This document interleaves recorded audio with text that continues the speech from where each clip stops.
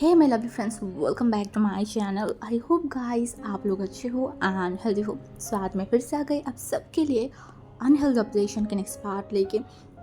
अगर आपको मेरी ये वाली स्टोरी पसंद आई तो प्लीज़ आप लोग मेरे चैनल को सब्सक्राइब करना, मेरी वीडियो पर लाइक करना, कमेंट करना, साथ में ज़रूर अपने फ्रेंड्स के साथ भी शेयर कर देना। ओके एंड एक बात आप लोग मुझे बताना, आप लोगों को यानली एंड जिन जुशन की केमिस्ट्री देखना है या नहीं, क्योंकि मुझे उनका कैरेक्टर को भी दिखाना है। बट लाइक मैं अभी जो प्रॉपर तरीके से मैं दिखा रही हूँ, अगर आपको पसंद नहीं आ रहा है तो आप मुझे बता सकते हो, मैं उसको शॉर्ट करके फिर दिखाऊंगी। ओके एंड और एक बात वो है कि मैं देख रही हूँ रिस्पॉन्स धीरे धीरे कम होते जा रहा है, लाइक बहुत कम होते जा रहा है। क्या प्रॉब्लम है प्लीज़ मुझे बताना। एंड और बात नहीं करते हैं, चलो वीडियो स्टार्ट करते हैं। ओके आज संडे था।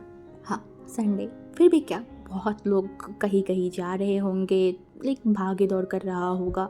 आज बहुत दिनों बाद बारिश रुके, फिर से सूरज की शक्ल देखने को मिला था। आज ऑब्वियसली मतलब संडे था, इस वजह से जो है ना यूनिवर्सिटी भी बंद था। विंग जो बहुत टाइम तक सोया है, पता नहीं उसे कुछ दिनों से क्या हुआ है, उसे बहुत नींद आता है, लाइक बहुत ज़्यादा। उसे टाइम मिलता है ना तब भी वो जाके लिटरली सो जाता है, बट कब तक सोए। इसीलिए वो लिटरली अपने आप को बहुत हिल डुल के उठाया। उसके बाद वो रोबोट की तरह अपनी जितनी भी सुबह की काम था, जो भी सारे था, वो कंप्लीट करके वो हॉल रूम की तरफ चला गया था। घर में विंग के अलावा शायद और कोई भी नहीं था। हाँ, हॉल रूम में सिर्फ विंग था। हाँ, और दीवान पे हमारी जो प्यारी सी डोरा है वो बैठा हुआ था। डोरा को देखते विंग शॉक, उसका जो नींद था वो तुरंत वहाँ से चला गया था। वो जल्दी से अपनी आंखों को रफ करते करते दौड़ के डोरा के पास गया एंड डोरा को देखे वो लिटरली डोरा को पॉइंट करके बोल रहा था कि तुम पागल हो डोरा, हाँ यहाँ पे क्या करे हो, ये लान बांगजी की बैठने की जगह है, ठीक है ना। अगर उनको पता चला ना कि तुम यहाँ पे बैठे हो, एक तो तुम्हें और मुझे दोनों को ही वो पसंद नहीं करता है, ऊपर से अगर ये देखा तो तुम्हारे साथ साथ मुझे भी धक्का मार के घर से निकाल देगा। और अभी इसी जगह पे, इस सिचुएशन पे मैं इस घर से नहीं निकल सकती, फिर तो मुझे वो बनवास में जाके रहना पड़ेगा। मैं वो बिल्कुल भी नहीं झेल सकती। क्योंकि ऐसे तीखी बातों से शायद कुछ काम हुआ था। डोरा अपनी जो लेज है ना उसे लाइक हिलाते हिलाते उस जगह से वो चला गया था। उसका फेस थोड़ा अजीब सा था। विंग डोरा की तरफ देखा एंड एक लंबा सा सांस लिया, बोला अरे अरे मेरे ऊपर गुस्सा करके क्या मिलेगा, हाँ मैंने तो बस सच ही बोला था ना। तुम प्रोफेसर वांग जी को बिल्कुल भी नहीं जानते हो, उनको तो मैं जानती हूँ, उनकी गुस्सा, उनकी नफरत, वो सब तो मैं झेलती हूँ, तुम तो वो नहीं झेलते हो। तुम्हारी डांट भी तो मुझे ही मिलता है। अब ये ऐसे मत करो, ठीक है ना। मैं उनको बहुत अच्छे से जानती हूँ, इसीलिए मैं तुमको मतलब पहले से ही चौकन्ने कर रही हूँ। तुम्हें पता भी है मैं उन्हें कैसे जानती हूँ। वो मुझे माइक्रो इकोनॉमिक्स पढ़ाता है क्लास में। शायद डोरा भी सोचने लगा है, इस इंसान मुझे बोल रहा है क्या, मुझे इसकी बात समझ में आ रहा है नहीं ना।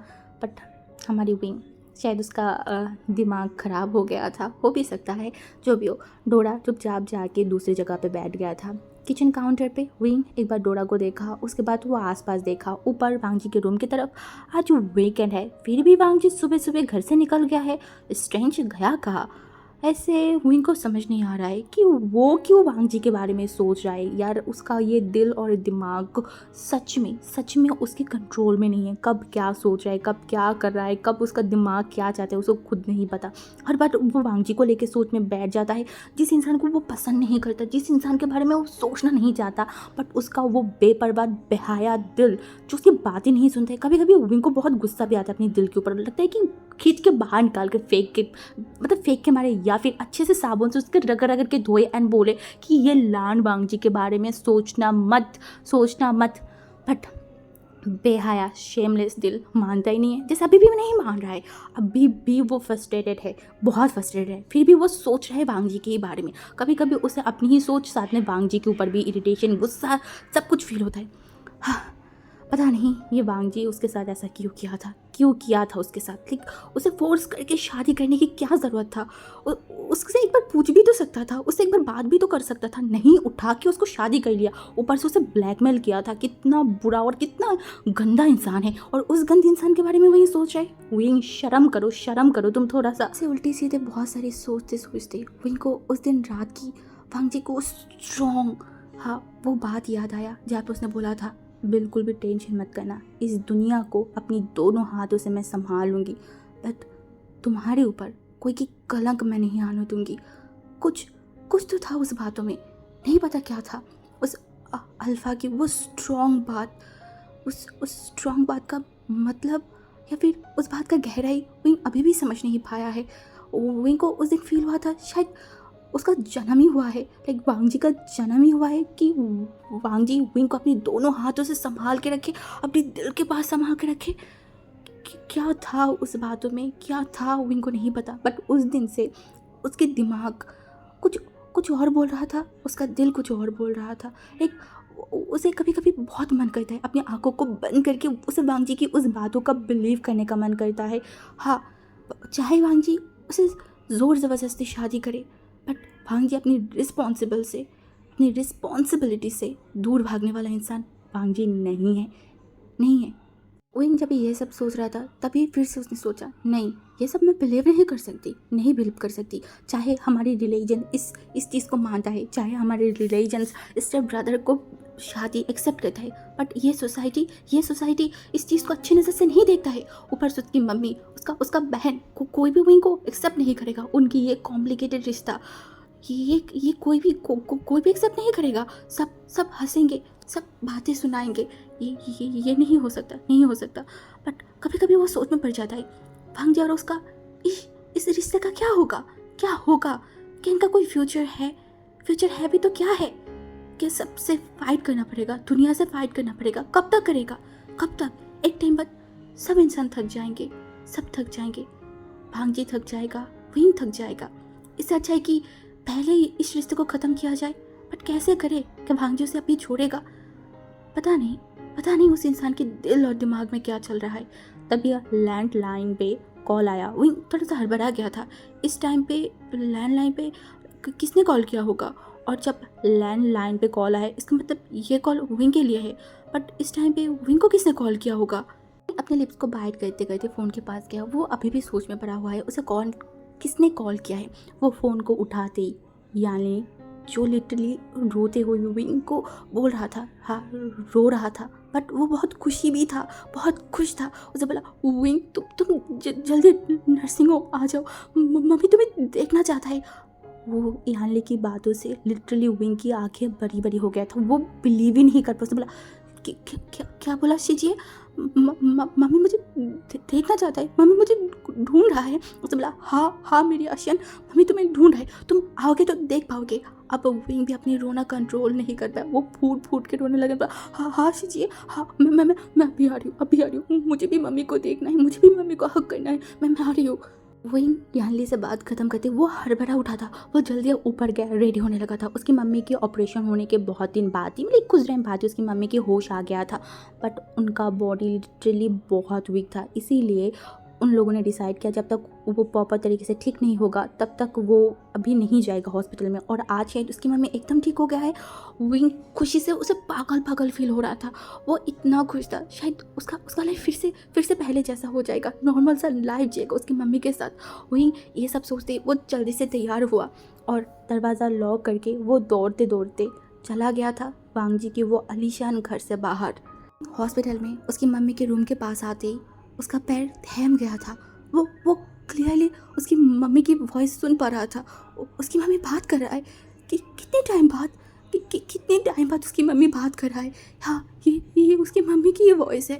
ये विंग जिसका दिल बहुत ज़्यादा दर्द कर रहा था। ये खुशी की दर्द है, ये खुशी की आंसू है। उनको याद आने लगा लैंड मेंशन में उन दोनों भाई बहन की दुख, हर दिन ईमेल भेजना, ईमेल की रिप्लाई करते पागल होते जाना। हाँ, उसके बाद उसकी आंटी की उल्टी सीधी बातें, उनकी वो घिनौनी बातें सहना। उसके बाद लास्ट तक वांग जी जो ईमेल भेजा था, हाँ कितना वेट किया, कितना तड़पा, बट आज सारी चीज़ें, सारे दुख, उनको कुछ फील नहीं हो रहा था। हाँ, किसी ने सच बोला था, दुख के बाद खुशी मिलता ही है, जैसे आज इनको फील हो रहा है। ये जो इतनी दुख, इतनी तकलीफ उन लोगों ने सहा है, लोगों की बातें सहा है, वो सब कुछ आज कहीं गायब हो गया है। इनको बहुत खुशी फील हो रहा है। खुशी की मारे उसकी आंखों से ये आंसू आ रहा है। आज इनको बहुत हल्का सा फील हो रहा है, बहुत हल्का सा। उसे लग रहा है कि उसका एज तुरंत कम हो गया। उसे बड़ा मन कर रहा था वो पहले वाला विंग बन जाए, उसकी मम्मी की वो छोटा सा विंग जिससे उसकी मम्मी डांटता था, अपनी हाथों से सैलून लेके जाता था, उसे डांटता था, उसे अपनी हाथों से खिलाता था। वही विंग बनने का उसे मन कर रहा था। ये जो मेच्योर बनने की कोशिश, ये जो मेच्योर बनने की, ये जो मेच्योर लोगों के सामने दिखाने की, ये सब कुछ आज विंग को नहीं करने का मन कर रहा था। वो फिर से बच्चा बनने का मन कर रहा था। उसकी मम्मी की वो छोटा सा आशियन, वो छोटा सा बच्चा। विंग कुछ टाइम तक केविन के सामने खड़ा था, अपने आप को कंट्रोल किया, अपनी वो दिल को कंट्रोल किया, अपनी आंखों के वो आंसू पोंछने की कोशिश किया, बट आज वो कंट्रोल ही नहीं हो रहा था। विंग दरवाज़ा खोला तो उससे दूर उसकी मम्मी बिस्तर पे लेटा हुआ था। वो हॉस्पिटल के पजामा सेट पहना हुआ था, हाथों में अभी भी कर्नेला लगा हुआ था, वो शायद अभी भी खोला नहीं गया था, बट फिर भी उसकी मम्मी उसे बहुत बहुत इनोसेंट सा लग रहा था, एक बच्चा जैसा। विंग को लग रहा था कि आज शायद उसकी मम्मी की फिर से जन्म हुआ है। ऐसा होना भी चाहिए, ऐसे विंग को फील भी होना चाहिए, क्योंकि विंग ऐसे हॉस्पिटल में ज़्यादा आता नहीं था, वो दूर दूर ही रहता था, उसे तकलीफ़ होता था। यानली था हमेशा हॉस्पिटल में भाग दौड़ करना, सब कुछ। हमारी विंग अपनी उस आंसू भरी नज़र से उसकी मम्मी को देख रहा था। मैडम यू हमेशा से बहुत स्ट्रॉन्ग ओमेगा था, अपनी सब कुछ वो संभाल लेता था, अपनी फीलिंग को, सब चीज़ों को। बट इतने दिनों बाद अपने बच्चों को इस तरीके से देखना, उसके बाद अपने आप को कंट्रोल करके रख सकता है क्या? नहीं। वो एक हाथों से यानली को अपनी सीने के पास रखा था और दूसरे हाथों से वो विंग को बुलाया। विंग दौड़ के उसकी मम्मी के पास गया एंड एकदम उन्हें झपेट पड़ा उनके सीने के अंदर। हाँ, ये मम्मी है उसकी। मम्मी की बॉडी की वो स्मेल, वो बहुत सुकूनदायक है। हर बच्चा अपनी मम्मी की बॉडी की स्मेल को फील कर सकता है, जैसे अभी विंग फील कर पा रहा था। कितना सुकून है, कितना शांति है इस जगह पे। शायद दुनिया की सारी सुकून, सारी शांति यहाँ पे ही है। कितना मिस किया। जो फूट के रो रहा था, तभी मैडम यूँ उसके सर पे हाथ रखन बोला, क्या हुआ है मेरे आशियान को? हाँ, मेरी प्यारी से बेटे को क्या हुआ है? इस तरीके से क्यों रो रहे हो? मम्मी को बहुत मिस किया ना? अब यानली भी रोना स्टार्ट कर दिया था। उसे बोला, हाँ मम्मी, हाँ हमने बहुत आपको मिस किया है, बहुत ज़्यादा। देखिए आज अब ठीक हो गए हो। आपको पता है मैं और विंग कभी भी अपने होप को नहीं तोड़ा था। मुझे पता था, मुझे और आशियान को पता था अब ठीक हो जाओगे, आपको हमारे पास लौट के आना पड़ेगा। और वही हुआ। अब लौट के आ गए हमारे पास। हम वो जंग खुद जीत लिया है मम्मी। तभी मैडम यूँ उनके दोनों बच्चे के फोrehead पे किस किया एंड बोला, हाँ मैं आ गई हूँ ना, देखो मैं ठीक हो गई ना। अब तुम लोगों को कोई भी टेंशन करने की ज़रूरत नहीं है। तुम्हारी मम्मी है ना तुम लोगों को संभालने के लिए। आई नो तुम लोगों ने बहुत तकलीफ़ झेला है, बहुत कुछ सहा है, बट और नहीं, हम सब कुछ सही हो जाएगा। हम फिर से हमारी वही लाइफ में लौट के आएंगे। तभी वो लोग जब रो रहे थे ना, तो उस रूम में जो डॉक्टर है वो आया था केबिन में चेक करने के लिए, डॉक्टर एडवान। तभी डॉक्टर को देख के हमारी वो तीनों इंसानी थोड़ा सा अपने आप को कंट्रोल किया। विंग एंड याली दूर हट गया था। डॉक्टर आके मिसेस यू को चेक किया, उसके बाद उन्होंने एक स्माइल किया एंड बोला, कॉन्ग्रेचुलेशन मिसेस यू, आप तो बहुत अच्छे और ठीक हो गए हो, एकदम fit and fine. I think आज या फिर कल में आपको डिस्चार्ज मिल जाएगा, बट हाँ आपको हर हफ्ते एक बार आना होगा चेक करने के लिए। उसके बाद हर महीने में आना होगा नर्सिंग होम में, क्योंकि आपका हार्ट की कंडीशन हमें अभी चेक करना होगा। जब तक आपका हार्ट स्टेबल नहीं हो जाता तब तक। और मुझे लगता है कि आपको 6 महीने तक डॉक्टर के पास आना होगा चेकअप करने के लिए। ये बहुत इंपॉर्टेंट है। मैं तो आपको सजेस्ट करूँगी कि 6 महीने तक आप चाइना लौट के मत जाइए, यहाँ पे रहिए अच्छे से। आपका चेकअप हो, जब आपका हार्ट स्टेबल हो जाएगा देन आप कंट्री लौट के चले जाइएगा, बट अभी फ़िलहाल आप यहाँ पे ही रहिए। मैडम यू हमेशा से बहुत स्मार्ट एक ओमेगा था। वो डॉक्टर की सारी बातों को सुना, इवन उन्हें इंग्लिश भी बहुत अच्छे से आता है। इसी वजह से वो डॉक्टर की बातें सुनने के बाद तो वो पूछने लगा, क्या मुझे यहाँ पे 6 महीने रखना होगा, मतलब रहना होगा? तो डॉक्टर ने बोला, ऐसे देखिए ये डिपेंड करते हैं आपके हार्ट के ऊपर। जितना जल्दी आपके हार्ट रिकवर करेगा, स्टेबल होगा, उतनी ही जल्दी आप वापस लौट पाएंगे। मैडम ने अपने सर को नोट किया। उसके बाद डॉक्टर जो यानली के पास चला गया था, वो मैडम की हार्ट कंडीशन, उनकी सारी चीज़ों के बारे में बोल रहा था। उसके बाद वो कबिन से चला गया था। डॉक्टर जाने के लगभग कुछ ही मिनट बाद रूम के अंदर एंट्री हुआ जिन जूशन की, जिसके हाथों में एक फ्लावर था। दूसरी तरफ यान ली डायरी में बैठ के उसकी मम्मी को डॉक्टर ने जो भी चीज़ें बोला था ना वो नोट कर रहा था। एंड विंग दूसरी तरफ खड़ा था एंड वो जो है ना उसकी मम्मी के लिए एप्पल काट रहा था जैसे उसकी मम्मी को खिलाना है। तो जिन जूशन रूम के अंदर आके एक बार यान ली को देखा, उसके बाद तो वो सीधा मिसेस यू के पास चला गया था एंड उनके सामने बुक को रखा एंड बोला, कॉन्ग्रेचुलेशन मैम, मैं जिन जूशन हूँ, लैन ग्रुप ऑफ कंपनी के जो सीईओ है लान वांगजी के असिस्टेंट। एंड यूएसए की जो लैन कंपनी है उसका पूरा जिम्मेदारी अभी फ़िलहाल मेरे ही ऊपर है। मिसेस यू जो उस इंसान की तरफ एक बार देखा एंड अपनी सिर को नोट किया बोला, मुझे पता है, इतना मुझे याद है लान वांगजी के साथ उस दिन आपको ही भेजा गया था यूएसए में। मिसेस यू की बातों से जो हमारी विंग एंड यानली था ना, दोनों ही जिन जूशन की तरफ देखा। यानली को थोड़ा हेजिटेशन फील हो रहा था, थोड़ा शर्म आ रहा था। दूसरी तरफ हमारी विंग बेचारा वो वांगजी के नाम सुनते वो सोच में पड़ गया। सुबह से लेके अभी तक उसने एक बार भी वांगजी को नहीं देखा, गया कहा वो इंसान। मैडम यू की बातों से जिन जूशन एक स्माइल के अपनी सर को नोट कर बोला, यस मैम, आपने ठीक बोला है, मैं वांगजी ब्रदर की असिस्टेंट हूँ एंड उनकी होके पूरे कंपनी की जो जिम्मेदारी है वो मैं ही संभाल रही हूँ। एक्चुअली वो लैंड ग्रुप ऑफ कंपनी को अभी तक अपने हाथों में नहीं लिया है और ना वो कंपनी में ज़्यादा है एंड कंपनी की जो प्रॉफिट या फिर जो भी चीज़ें होता है वो भी एक्सेप्ट नहीं करता है। मैडम यू जो अपने सर को नोट किया एंड वो कुछ सोचा, इसके बाद बोला, ओके जो भी है आप यहाँ पे आए हो अच्छी बात है, मेरे लिए प्लीज़ इमीडिएटली एक असिस्टेंट की ढूंढिए और हाँ हॉस्पिटल के आसपास एक अपार्टमेंट रेंट पे लीजिए। मुझे 6 महीने यहाँ पे जब रहना ही है तो मैं अपनी बच्चों को लेके अलग सा रहना चाहती हूँ। लान वांगजी मेरी इस हालत पे मेरी बच्ची के साथ रहा, उनको रहने दिया यहाँ पे, इसके लिए मैं बहुत थैंकफुल हूँ। बट अभी जब मैं ठीक हो गई हूँ तो उनके साथ एक ही छत के नीचे मैं रहने के लिए बिल्कुल भी इंटरेस्टेड नहीं हूँ। तो प्लीज़ आप एक अपार्टमेंट की इंतज़ाम कीजिएगा। जोशन खड़े होके जस्ट रोबोट की तरह मैडम यू की सारी बातों को सुना एंड नोट किया एंड उसके बाद बोला, ओके मैम, मैं सब चीज़ें देख रही हूँ। ये बोल के वो कैबिन से चला गया था। मैडम यू के सडनली ऐसे बातों से यहाँ लिए थोड़ा सोच में पड़ गया था कि इसका क्या ज़रूरत था। बट हमारी विंग जिसके अंदर उसके दिल में एक पेन सा फील हो रहा था, उसके आसपास इतना खुशी है फिर भी वो खुश नहीं हो पा रहा था, उसे कुछ अधूरा फील हो रहा था। उसके दिल में सडनली ये पेन क्यों हो रहा है, क्यों? इनकी रोशनी जाते जाते ये जो राइडिंग क्लब है वो लोग नाइट क्लब में चेंजेस हो जाता है। जैसे अब भी है अमीर बाप की जो बिगड़ी हुई औलाद है जिनको राइडिंग करना बहुत अच्छा लगता है, स्कूल कॉलेज वगैरह से बंक मार के जो लोग राइडिंग करते हैं एंड जिसे ये चीज़ बहुत थ्रिलिंग सा मिलता है, शाम होते होते वो नाइट क्लब में चेंजेस हो जाता है।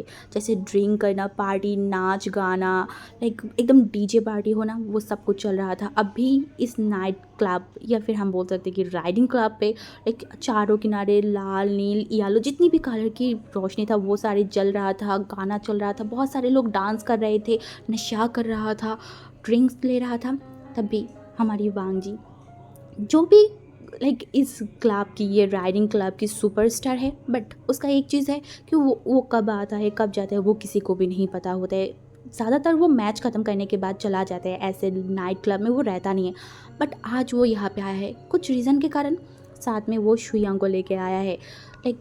आया नहीं, शायद उसे खींच के लेके आया है। हाँ, उसकी फेस देख के ही समझ आ रहा था कि वो ऐसे फालतू जगह पे बिल्कुल भी आने के लिए इंटरेस्टेड नहीं था। वो तो वांगजी शायद ज़बरदस्ती उसे लेके आया है, इसीलिए वो आया है। वो अपनी मुंह बना के वांगजी की तरफ देखा, बोला, ओहो तू मुझे यहाँ पे क्यों लेके आया है? हाँ, ऐसी जगह पे अगर नाचने की तुझे शौक है ना तो शादी किया है ना, अपने हस्बैंड को लेके आया, मुझे क्यों लेके आया है? हाँ, मुझे तेरे साथ नाचने की कोई शौक नहीं है। तभी वांगजी उसकी तरफ देखा, बोला, चुप कर साले।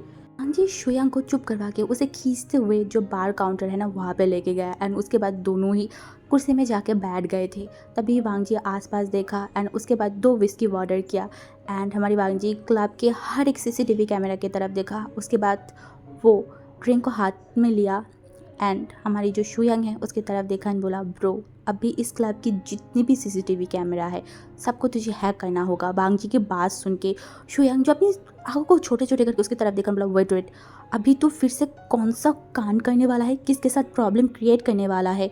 वांगजी अपने लिप्स पे बाइट किया, उसके बाद अपनी ठुड़ी को पकड़ा एंड एक अजीब से स्माइल किया। उसके बाद बोला, हाँ ब्रो अब तो मुझे कुछ करना है, मेरा कुछ अधूरा काम बाकी है। इस क्लब की कोई है जिसने बहुत हिम्मत दिखा के मेरी सबसे टॉप एंड सबसे सॉफ्ट जगह पे हमला किया था। अब उसको भी तो दिखाना है ना, लान वांगजी कितना अच्छा है, कितना शरीफ है। कोई अगर उसकी सॉफ्ट पॉइंट पे या फिर सॉफ्ट जगह पे हाथ डालेगा तो लान वांगजी भी उसकी हाथ को तोड़ के उसे ज़मीन पे दफना देगा। अभी तक तो मैंने उसे दिखाया नहीं है, तो वो अधूरा काम भी तो पूरा करना है ना। हमारी शुयांग जो उसकी तरफ देखकर बोला, वेट वेट, तुम क्या बोल रहे हो, मुझे कुछ समझ नहीं आ रहे, तुम क्या मुझे एक्सप्लेन करोगे ढंग से।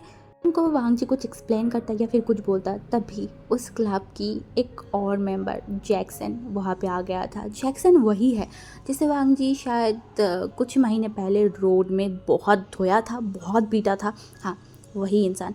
ऊपर से वो चीज़ क्लब की मेंबर या फिर मैनेजर जो भी था, वो लोग उन दोनों को एक साथ बैठा के सारी प्रॉब्लम को क्लियर करवाया था। जैक्सन ने वांग जी से माफ़ी भी मांगा था एंड उसके बाद सब कुछ शायद ठीक ही था।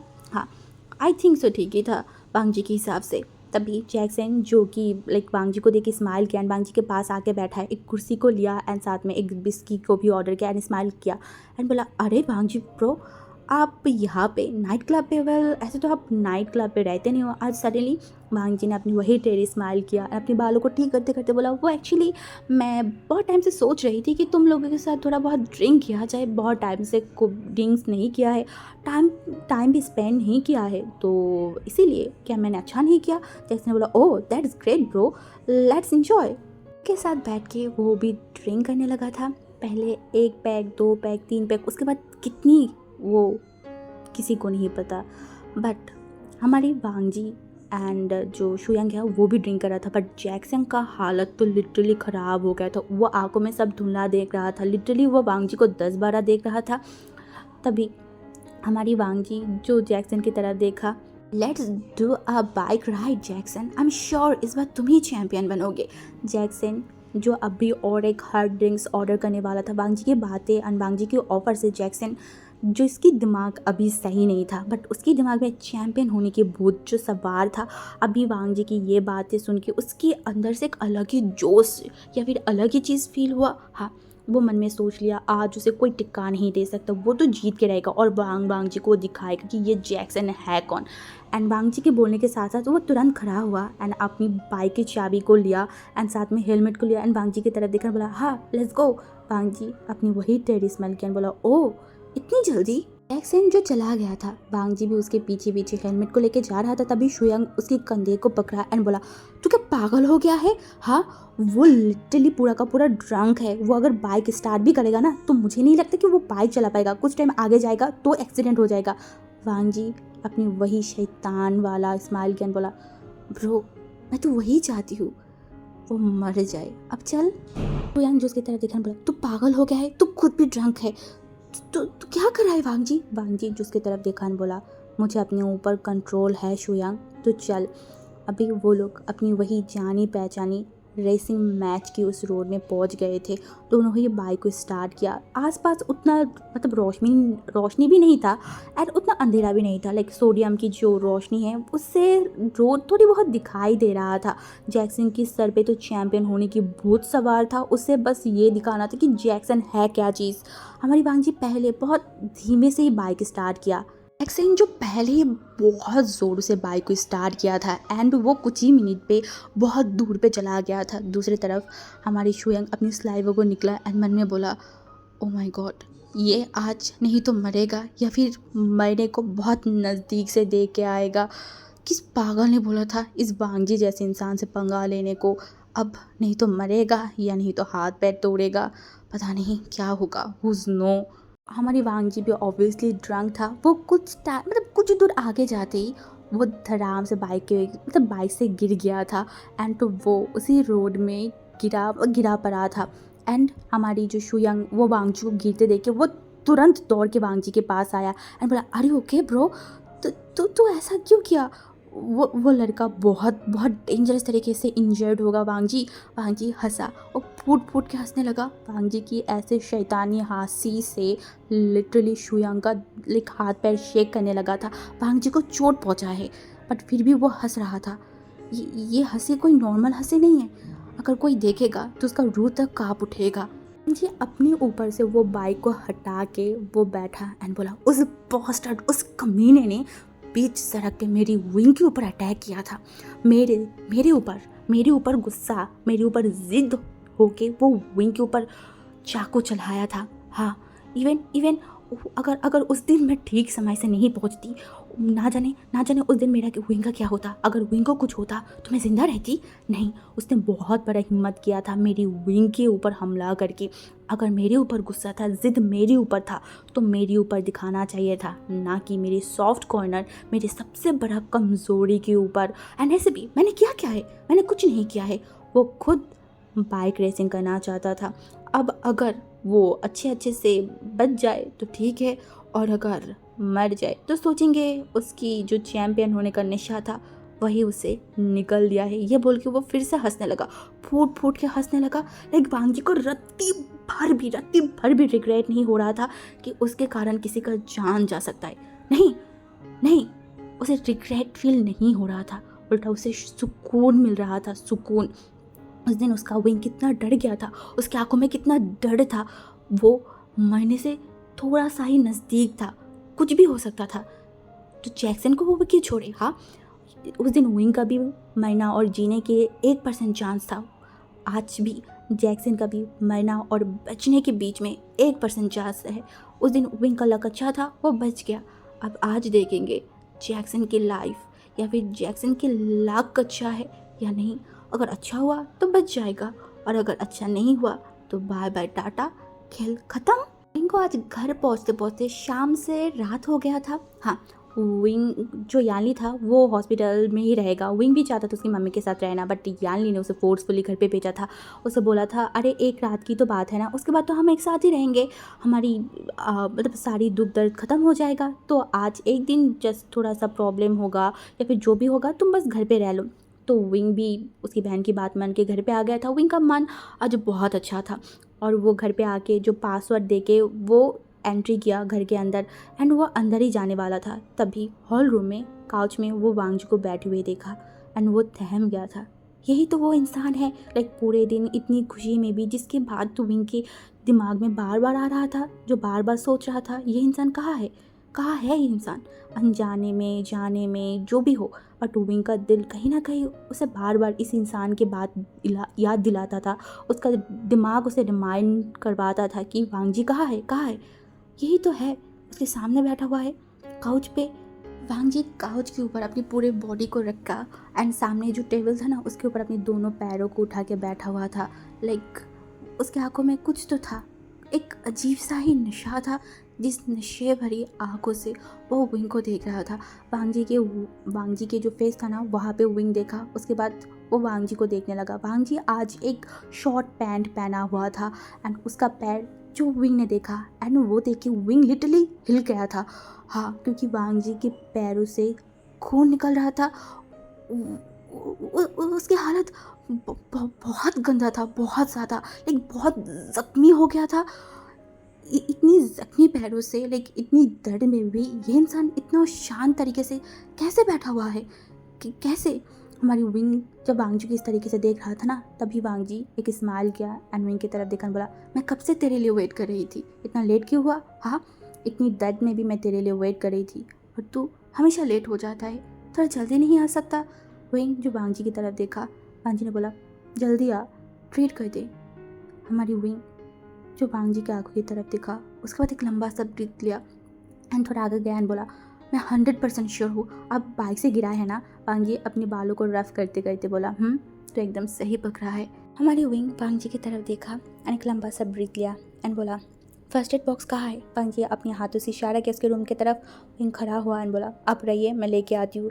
ये बोल के वो वांगजी के रूम की तरफ चला गया था। विंग आज से पहले वांगजी के रूम में और भी 2-3 बार शायद आया था, बट उतनी तरीके से वो नहीं देख पाया था, एंड 2 बार तो वो वांगजी के रूम में आके सो भी गया था। एंड इससे पिछली बार जब वो वांगजी के रूम में आया था तो पूरा रूम अंधेरा था। तो आज जब विंग रूम में आया तो हर चीज़ ढूंढते ढूंढते वो परेशान हो गया था। लिटरली कहीं पे भी उसे मिल ही नहीं रहा था। कबर्ड में चेक किया, बहुत जगह पे चेक किया, एट लास्ट साइड की एक ड्रॉयर में उसे मेडिसिन की बॉक्स मिल ही गया था। विंग उसे हाथ में उठाया, तभी उसका नज़र गया एक छोटा सा बॉक्स के ऊपर जो बहुत सुंदर था बहुत सुंदर। विंग उसे उठाया एंड वो उसे देखा बोला, इसके अंदर है क्या?" विंग को लगा इतनी अच्छी सी बॉक्स है, इतना महंगा बॉक्स है, शायद इसके अंदर कुछ होगा। विंग आसपास देखा, वांग आ तो नहीं रहा है। एंड तो विंग है, वो अपनी क्यूरियोसिटी को दबा सकता है क्या? नहीं। इसीलिए वो बॉक्स को खोला, उसको लिटरली गलत प्रूव किया। उस बॉक्स में कोई भी हीरे ज़रूरत नहीं था। वहाँ पे था तो एक चीज़, वो था किसी इंसान की बाल। वहीं जब वो देख के अपने मुंह को यक बनाया, बोला ये क्या है? तभी वो उस बालों को उठाने बोला, वेट वेट। तभी वो अपने बालों के साथ वो मिलाया तो ये डिट्टो उसके बाल जैसा था। विंग शॉक्ड, उसे बोला, ये तो मेरी बाल लग रहा है, क्या वो कोई काले जादू वगैरह तो नहीं करता?" विंग नीचे से वांग जी का चिल्लाने की वॉइस से विंग हड़बड़ा के उठा एंड जो बॉक्स था ना वो जल्दी से बंद करके उसे उसकी सही जगह पे रखे विंग लिटरली दौड़ के वांग जी के पास जाके बैठ गया था। तभी हमारी वांग जी विंग की तरफ देखा, बोला, इतनी दिनों से इस घर में है, उसके बाद भी एक छोटा सा बॉक्स तो ढूंढ के नहीं निकाल सकता? विंग जो वांग जी की तरफ देखा, हाँ, इतनी दिनों तक वो इस घर में रहा और आज उसके आखिरी दिन है इस घर में। उसके बाद वो चला जाएगा। ये सोचते विंग को पता नहीं क्यों एक शार्प सा पेन हुआ। क्यों उसे पेन हो रहा है? क्यों उसे इतना दर्द क्यों हो रहा है? विंग को नहीं पता। विंग चुपचाप वांग जी के पैरों पे जो है ना वो मेडिसिन लगा के उसके बाद बैंडेज करने लगा। वो चुपचाप बैंडेज करते जा रहा था। तभी वांग जी विंग की तरफ देखा, बोला, तो क्या सोच रहा है? विंग जो अपने छोटे छोटे हाथों से ऑइंटमेंट एंड साथ में बैंडेज करते हुए बोला, मैं एक्चुअली सोच रही थी, आपको जो भी बोलना है आज बोल लीजिए, कल से तो आप मुझे कुछ भी बोल नहीं पाएंगे, कल तो मैं चला जाऊँगा। वांग जी दीवान पे अपनी सर को रख के लंबा सा ब्रीथ लिया, बोला, कहाँ जाएगा मुझे छोड़ के तू? हाँ।